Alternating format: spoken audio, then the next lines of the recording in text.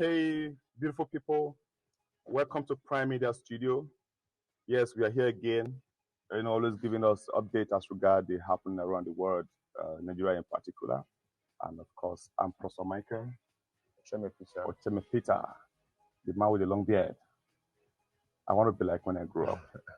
Okay, of course, we have our able cameraman behind us, giving you the best shot you can see right now. So we're going to go straight right away into the story that made the headline today from various popular news newspaper, online newspaper review and all that. So we're going to be starting from the Punch newspaper. That's what we talk about organ harvesting. This issue of organ harvesting as regard Ike Ekwuremadu, and so he faces jail time in a landmark UK judgment today. So the case will be decided today, and whatever jail time that is given him, he will definitely serve it. This was a very huge mistake. The person of his caliber shouldn't be in this kind of mess, and it already happened. And I know our lawmakers have been his colleagues. They've been speaking, making effort to talk to the UK government to temper justice with mercy. That Ekwuremadu has not been found in this kind of mess before now. That he was out of his word desperation to save his child. That's what leads to this, and we hope that they will also temper justice, justice with mercy. And UK is not like Nigeria. my brother, politics everywhere. Okay, and when they know that very well that Nigerians, we are UK's friend. UK is our friend. You understand? When it comes to business, they're colonizers, isn't it? Okay. So when it comes to business, a lot of things can actually go down. A lot of agreement can be met, and because if they fail to heed, we're not compelling them to do this, or if they fail to heed to the plea of this man's colleague, and when it comes to some laws and all that, some things that might likely we can waive also, Nigerian government or possibly the Senate will not be willing to listen to this. It will affect the business in the long run. Just like they are pleading to UK government, they should also plead to our judiciary in terms of this what is it called, tribunal that is going on also. You mean the election tribunal? Yes. I hope they will also do this because I know there's some studies where people are pleading that the democracy should be saved. We know that the heart's already divided when it comes to that but this one is something that is one. If this man, they don't say forgive him. They say maybe provincial is going to serve 10 years or just make it 2 years. All right. So that he can come out easily and come and take out his family. It's a very serious matter. Let's just pray everything goes well with him. Just imagine at his age right now, spending 10 years behind bars. No, it's a serious issue, and if just not for anything, for the sake of the sick daughter, and looking at this also is though law doesn't really care your age and all that. Once you have done the crime, you're going to serve the time, right? But now they are pleading, please temper justice of mercy. So today we know how it was going to happen as regard that. Okay. So, Mr. Peter, what do we have next? What we have next is a promise from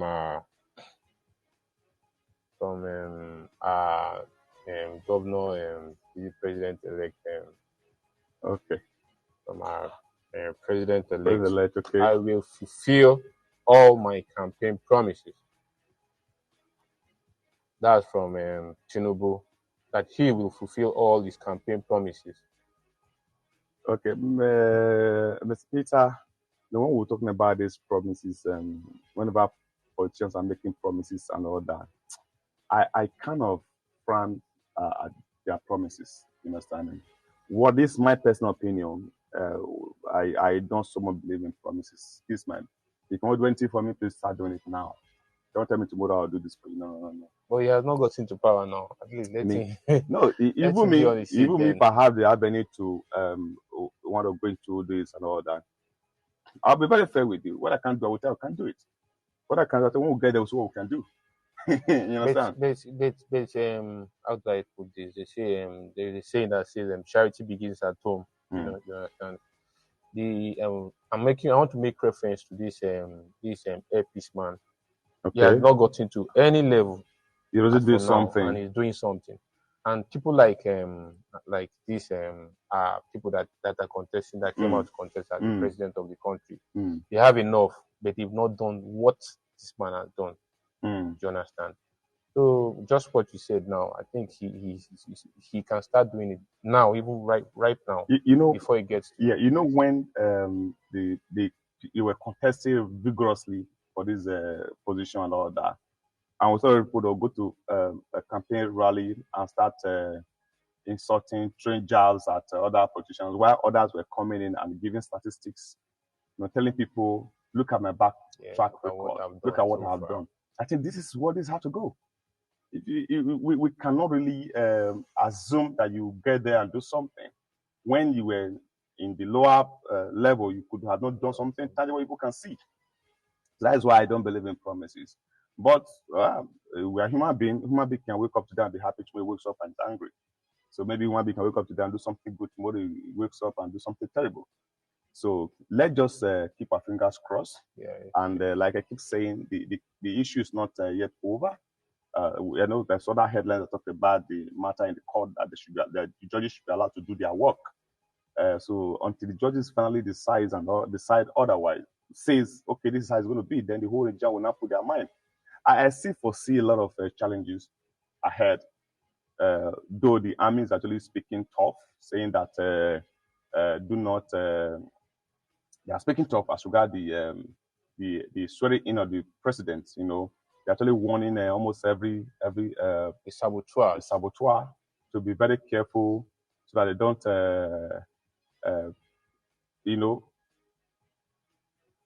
draw the attention or the wrath of the army. So I think that's what we see on the Punch newspaper.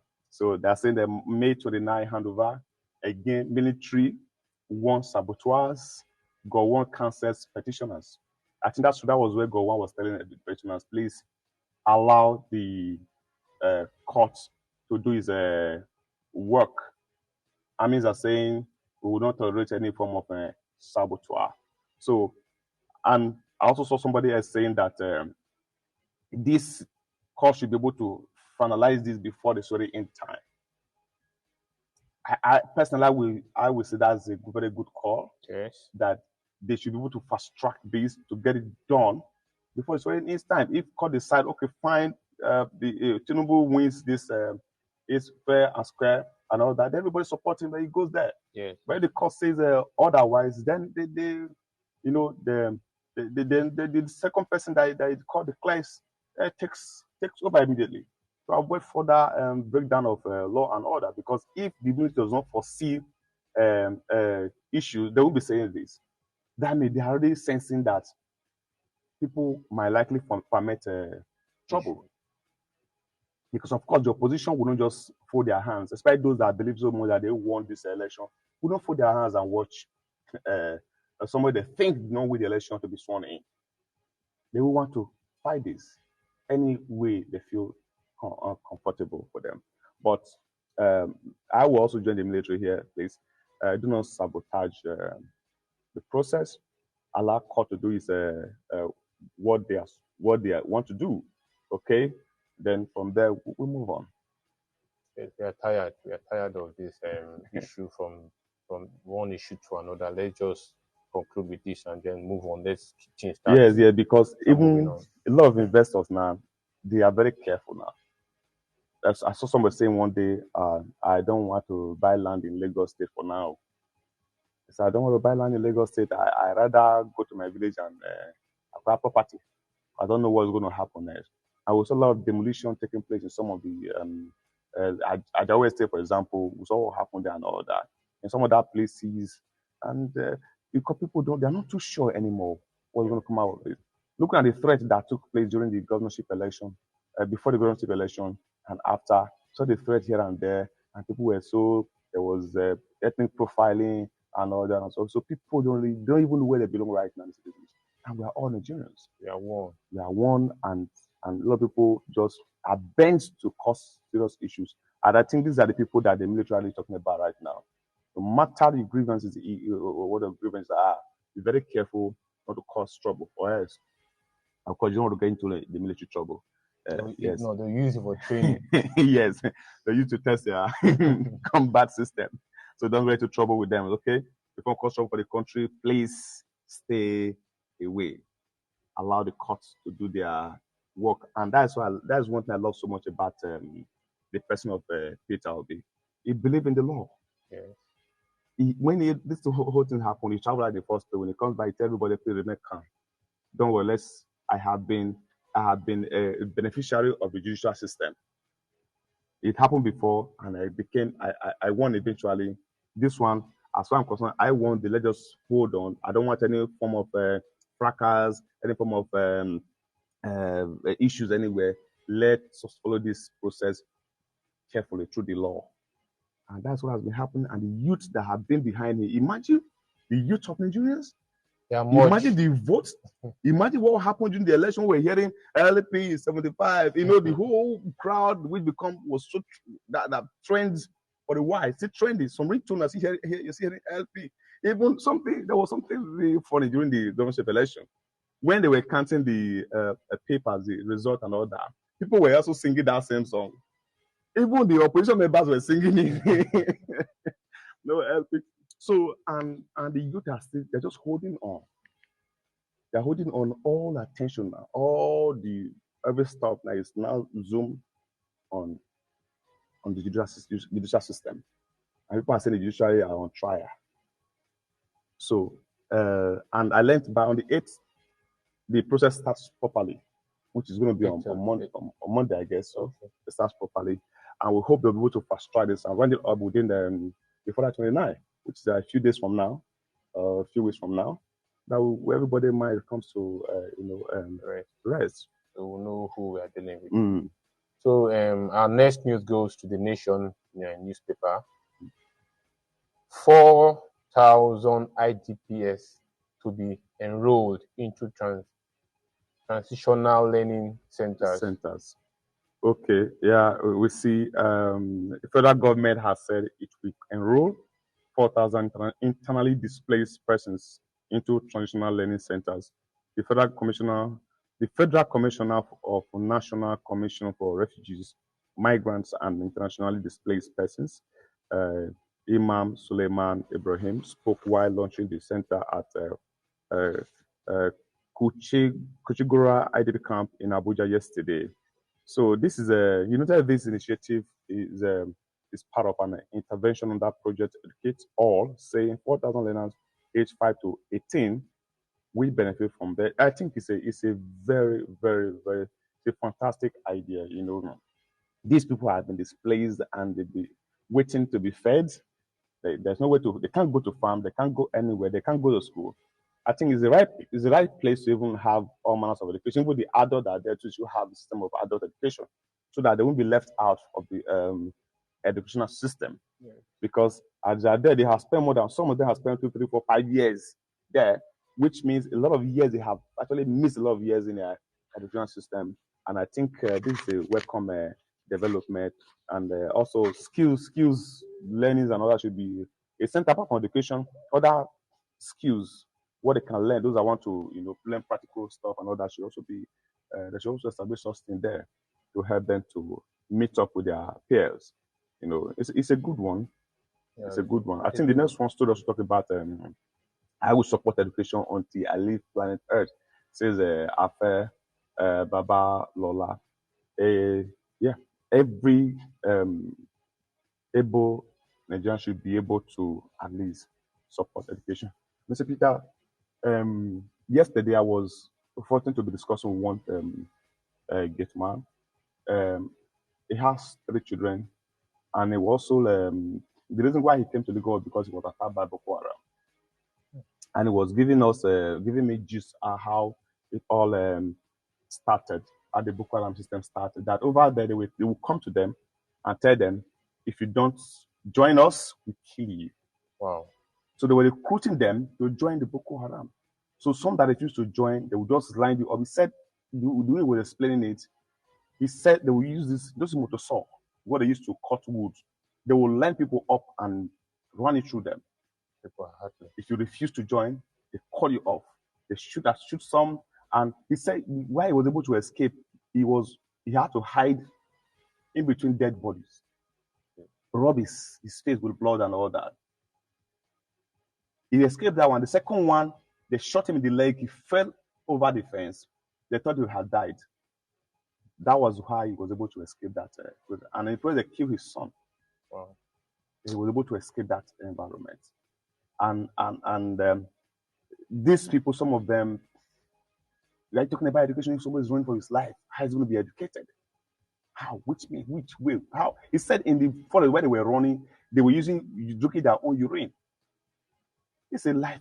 Maybe one day I'm going to bring him over here so that he can actually share his experience. That they will just go into pidgin so that we can. Yeah. So he will share his experience, what he went through, how he was able to survive it, and how he was drinking urine in the forest before he was able to escape and come to Lagos.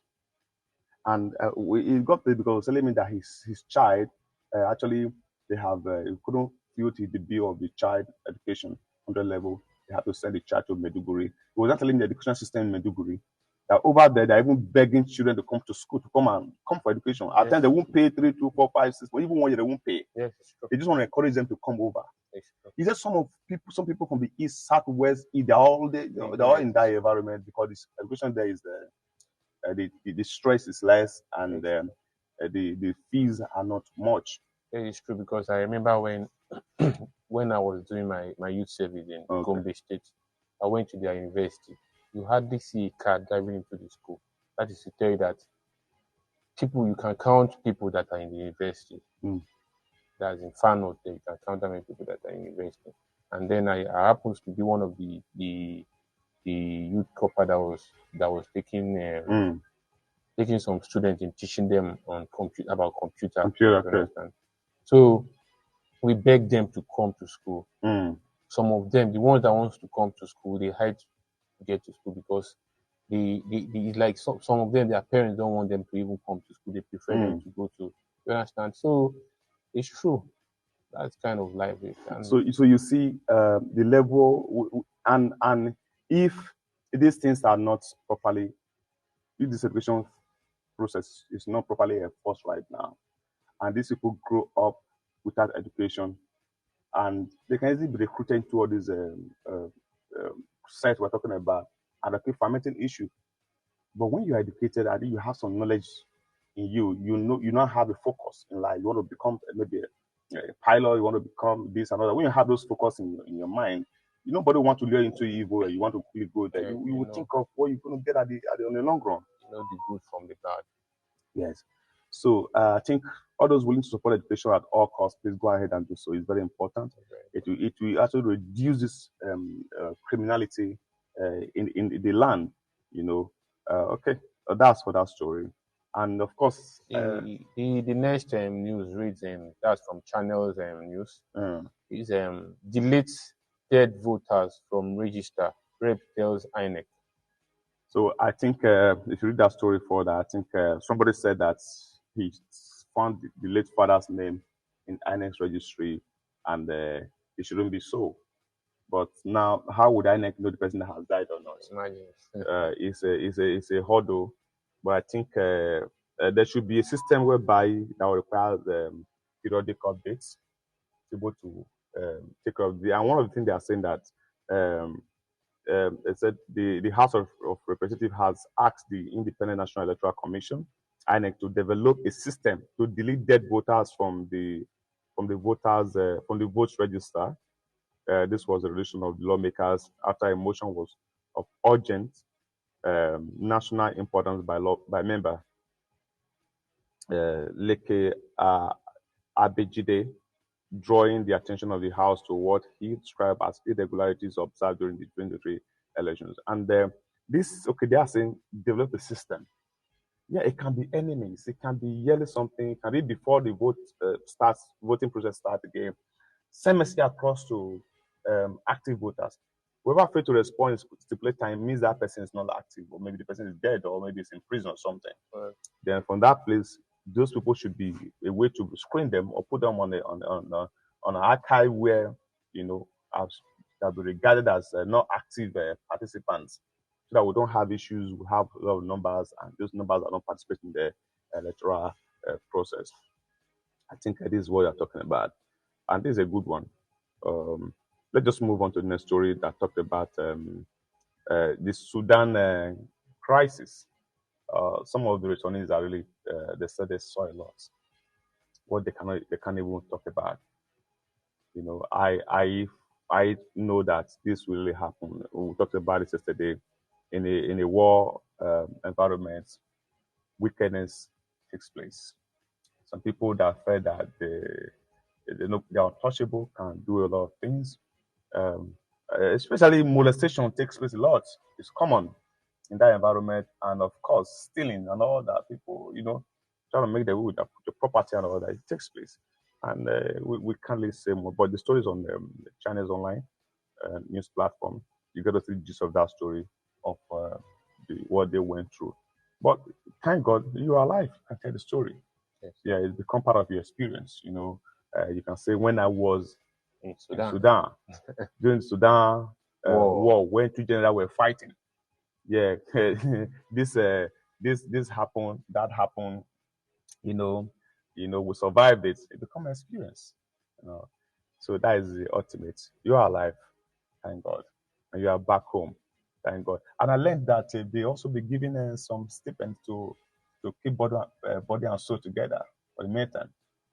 About 100K were given to the returnees and some data allowance so that they can be active and feel alive in the time being. That is part of the issue we are having presently in Nigeria. Mm-hmm. But they say that says that give a man a fish, you feed that man for one day. Teach him how to fish. Yes, you feed him forever. Yes, they can't shake it. Yes. Of course, we have to how to fish. You feed him forever. Things like this are supposed to look for a place to fix them. Since they are educated to an extent, give them work that they will do. For the meantime, but now let me be a federal government representative for this moment. They are not impersonating anybody, but I'm sure this is the right thing to do. Okay, if they're able to give them this so they can buy whatever they need to buy and eat, I'm sure there's a plan in the pipeline. 100,000. No, just to eat breakfast and lunch for the meantime. Now, pending when a proper system is set up, they have proper numbers. Those that are still willing to continue education can be continued. Those that want to go to the full for what they can get job for them. Nigerians, they say, do a must be hot. You understand? Do a must be hot means do it right now that is hot. Okay, we're going to be talking about it. We'll keep reminding them, okay, that these people shouldn't just be left with 100,000 and somebody will be making away with that money. They should properly be taken care of. They have a whole lot. For someone to leave Nigeria and go over outside country to continue his education, to start education, it means the person is serious about his life or her life, okay? About his future. So, and I'm sure that now they have returned, our government will do something. Yeah, please, the federal government should look into this. Give them the 100,000. Provide jobs for them. Yes.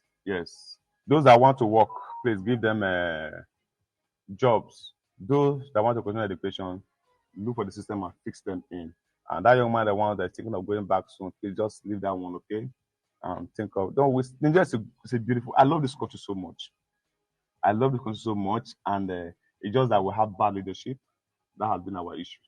And the day we start having good leaders in this country, you discover that some of our friends over there will start coming back. But they wish to, they want to.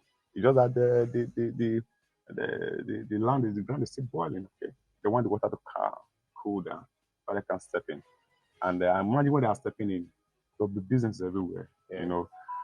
Okay, so let's just move on to the next story. And we talked about troops kill over 70 suspects terrorists in the northeast. And Mr. P, we're talking about, we talked about this briefly in the early stage of this, our news tidbit. And these guys are not backing down. They are not backing down. And our people, our troops, actually doing a whole lot of work, try to neutralize them and in their various hideouts, And I believe that it is just so fortunate that lives have been wasted. Imagine 70 lives that are into crimes. This is terrible, and So he said more than 140 terrorists were also arrested during the period, with several weapons, including improvised explosive device, recovered.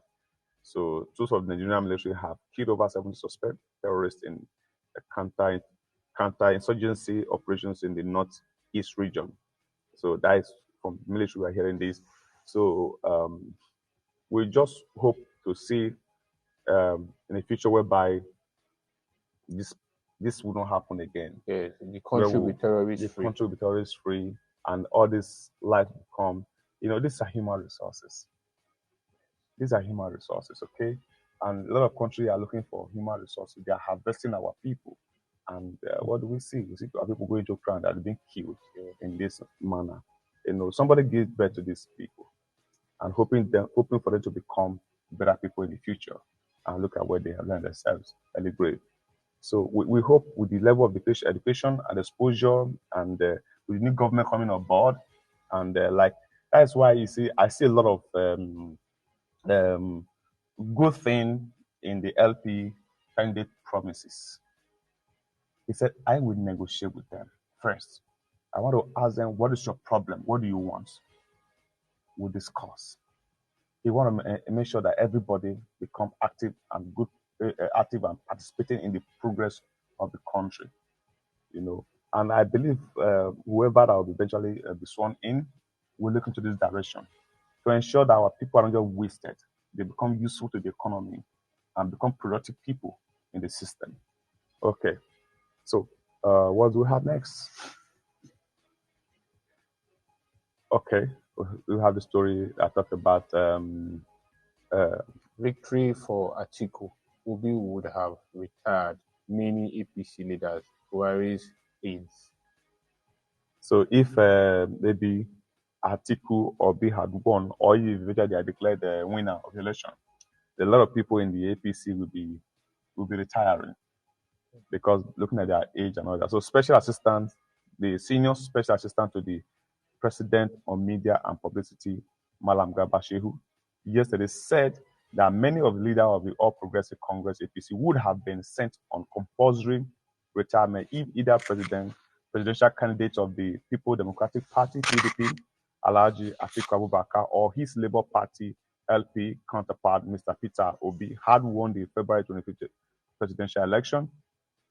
She also said that the victory of the president-elect and vice president-elect Bola Tinubu and Kashim Shettima, respectively, and established control of the APC in 2021 out of 36 states in the last general election, firmly established the party as a dominant national political party.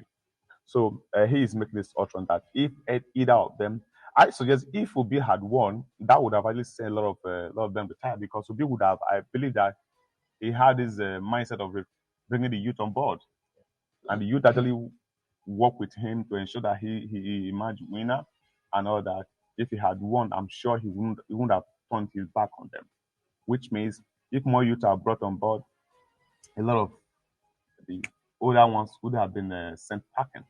They used to take care of them. Yes, they become adversaries, advisors. You can say, Daddy, okay, I've had some things going in my office. What can I do about it? Elder statement. I think that's what we need right now, because the system has really, with this right now, we need vibrant young people to push the economy forward. Okay, the elder take a chill, go for vacation, allow the young boys to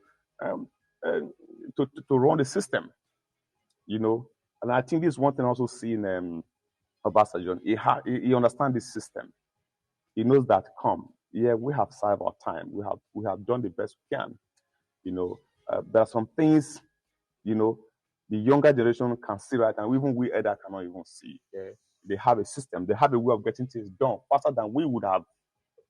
You understand me? Like one story of a young man that got a job in an organization, and as a graphic designer, when he got a job and they told him this is what I want you to do and all that. Okay, please. They interviewed him. He passed the interview. He went home, and on Monday morning they were expecting to come to the office. He wasn't in the office, and the HR called him and said, "Young man, where are you? You're not in the office." He said, "What am I coming to the office to do?" They said, "You should be in the office. You have been given a job and all that." Said, "I don't have to be in your office.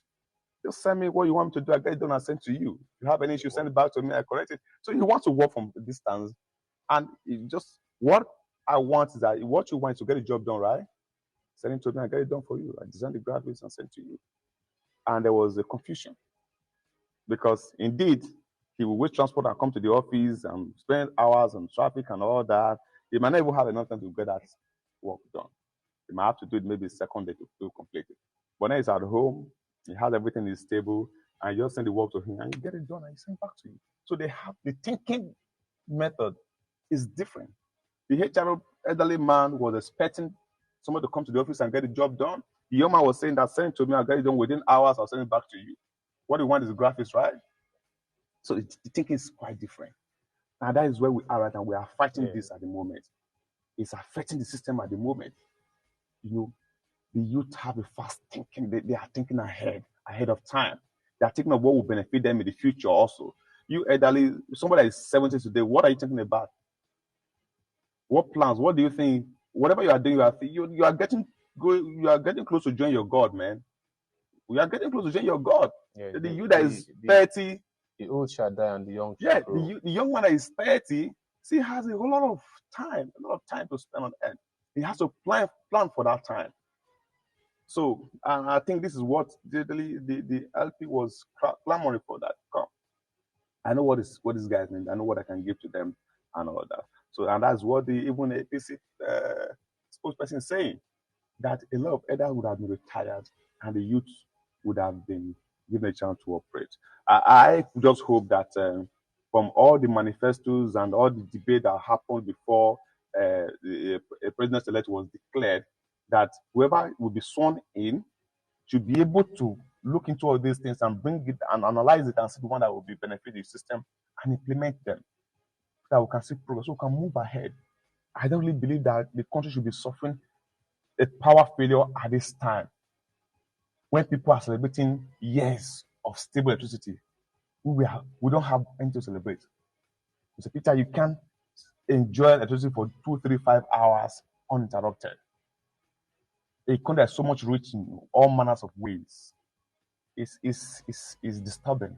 You know, we can't continue like this. We can't continue like this. So you can just get that just from the Vanguard online, and you have that story that is about. Yes, this saying chief democracy in Nigeria, NIC, sorry. So we see, as the Presidential Election Petitions Tribunal gets set to begin hearing on the various election petitions before it, the Neo Africana Center, NAC, has called on the judiciary to rise to the occasion and be prepared to play its role as the bastion of democracy. So the public policy think tank said it was compelled to speak out in the light of the many flaws and infractions that characterized the 2023 general election. So, and to date, a lot of people still believe that the election was serious issues, and INEC should have hastily declared the result, because there was a lot of, for example, the result was not uploaded to IRF, and a lot of cancellation of the alteration of the results, and all that. There was a lot of abnormality, which almost a lot of people believe should have been looked into and properly. Some places that are supposed to be cancelled because of the infractions and all that wasn't cancelled, and they went ahead and declared the APC candidate, the winner. And a lot of people still believe that there was error there, and they are begging the judiciary right now, do your best. Yeah. Don't just be hasty to announce result. Don't compromise your stance. Do your best. That's what they're crying for. Save democracy Save in democracy Nigeria. in Nigeria. But it's important because whatever comes out from this now is going to go a long way in determining the future of this country. And we don't want chaos in this country because I keep saying this. A house that took like 3, 4, 5 months to build can be destroyed in just a few minutes. And that's setback. And we don't want this. We saw what happened during NSAS. It can never be forgotten. It will always be in our head, destructions. I remember the numbers of BRT, see them that was set ablaze, some structures and all that. These are wastage. These are wastage, and we don't really want to see anything like this anymore. And we hope that the judiciary will hear this and do their best and look at not just them right now, because their age, you guys are already getting old. Look at the future of the next generation. Look at the future of your children. Which country would you want the children to come and to grow up in? A country whereby those that prove to be agapolitan, so I don't offend anybody. Where anybody feels that if I have money, I can step on any toes and I can go scot-free. We don't want that kind of system because you'll be breeding wicked people. With that kind of mindset, you'll be breeding wicked people. Okay? But when you create a system whereby people that if you go and do anything wrong, you get punished for it, of course, you will breed a generation that will be, God-fearing and I want to do the best. Before now, we were taught those days that education is what? The key. Once you have education, I remember those days where I used to my former office, and they make you understand if you don't have certificate at some level you can get, you can't go past that level. So that compel most of us to make sure that we get our BSc. So some of us were working at the same time, putting into education to make sure we get the best result so we can grow above that level. And some companies will have that system. If you don't have some certificate and all that, you don't get promoted. So this is what system we want, where education will be given a top priority, where good morals will be promoted, will be people that have good morals and good education will be, lifted, which we encourage younger ones to want to have such. We'll have when long we will now have a good system. But when bad leaders are promoted and encouraged, of course, that system is bound to decay, and we don't want that in the system.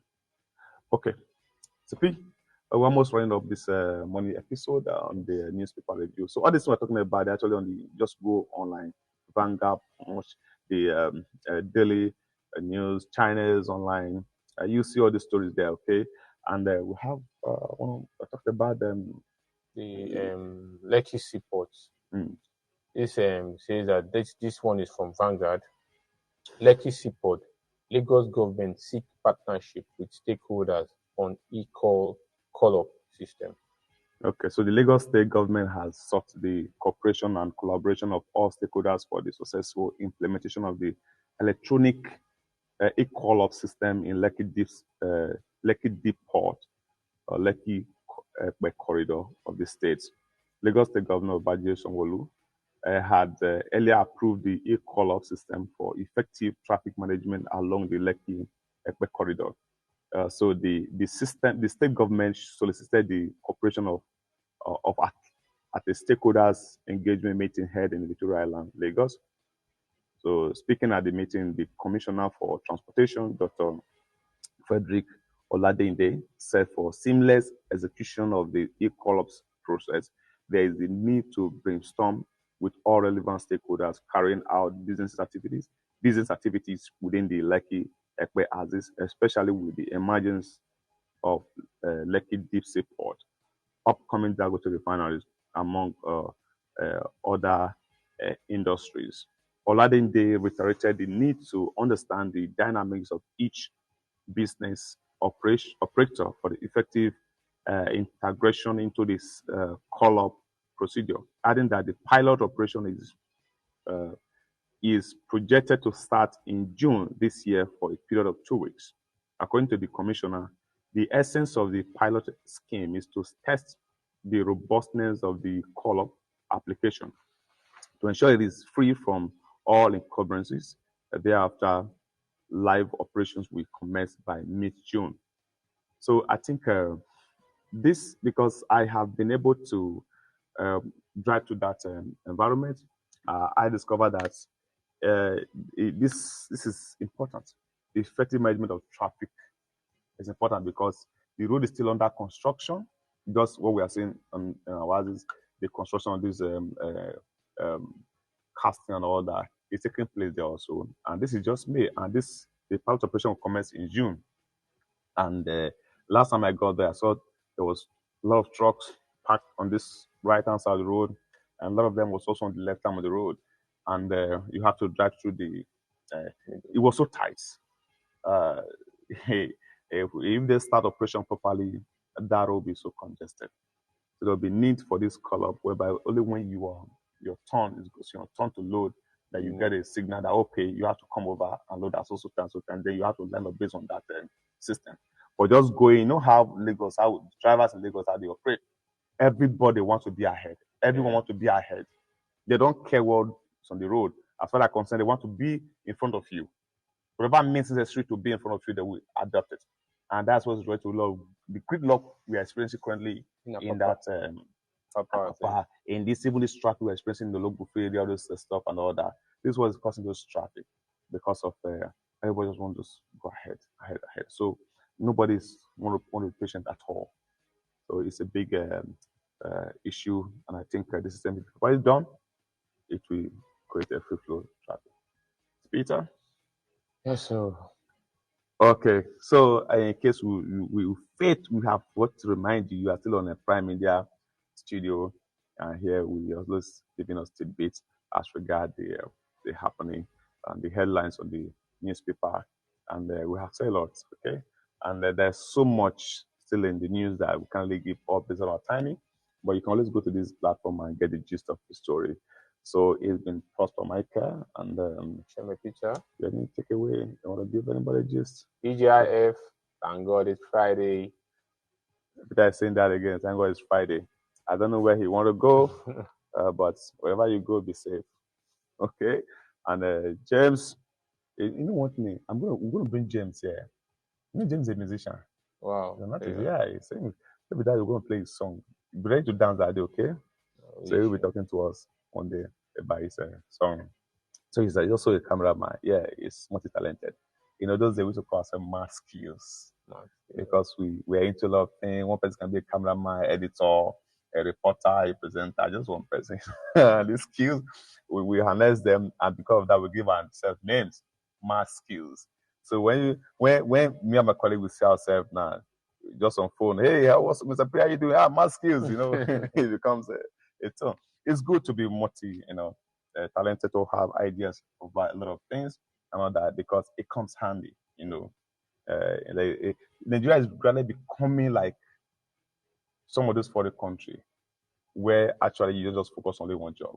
You do 1, 2, 3 jobs. A lot of things. So you can survive. Yeah, you need to survive. You need to survive. Because so the country is it's biting hard, you know, it's biting hard. And we have adopted all kinds of strategies. It seems as if it's not working. You know, thank God we have beautiful wives that understand us. If not, by now, somebody will be fighting for divorce because the pay and all that. Okay, Mr. P, let's not go to that topic because we will leave here today. We will leave here today. Okay, thank you for joining this episode, and please subscribe to the button, okay, so you get to follow us as we keep bringing the tidbit to you on a daily basis. So, have a beautiful time.